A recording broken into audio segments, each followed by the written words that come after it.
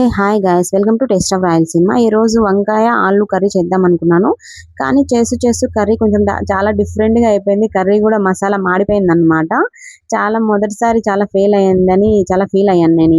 ఈ కర్రీ అయితే మాత్రం చాలాసార్లు ట్రై చేశాను, చాలా టేస్టీగా వచ్చింది. ఈసారి మాత్రం కొంచెం మాడినట్లు అనిపించింది నాకైతే కర్రీ. ఈ టేస్ట్ మాత్రం ఇలా ఎలా వస్తుందో, మాడవాసన వస్తుందేమో చాలా ఫీల్ అయ్యాను. మా ఆయన ఏమంటారు అని చెప్పేసి కొన్నిసార్లు వంటల్లో కూడా ఇలా జరుగుతుందని కొంచెం లైట్ తీసుకున్నాను. కానీ టేస్ట్ మాత్రం చాలా అంటే చాలా బాగుంది. కొందరు అంటారు కదా, లుక్ని చూసి ఎవరు జడ్జ్ చేయకూడదు అని చెప్పేసి అలా అయిపోయింది అనమాట. కర్రీ లుక్ చూస్తే అబ్బా మాడిపోయింది, ఇది ఏంటి ఇలా వచ్చిందని మనం అనుకుంటాం. కానీ మనం ఒకసారి టేస్ట్ చేస్తే మాత్రం చాలా అంటే చాలా బాగుంది.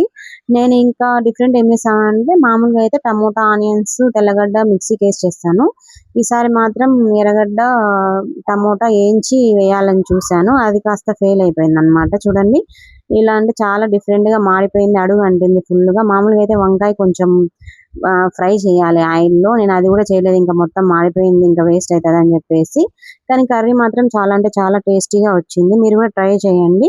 కొంచెం చింతపండు ఎక్కువైంది అనిపించింది, మీరు కొంచెం తక్కువ వేసుకొని మీకు నచ్చినట్లు ఇలాగే ట్రై చేయండి ఒకసారి, ఓకేనా? మీరు కూడా ట్రై చేసి నాకు ఎలా వచ్చిందో కామెంట్ చేయండి.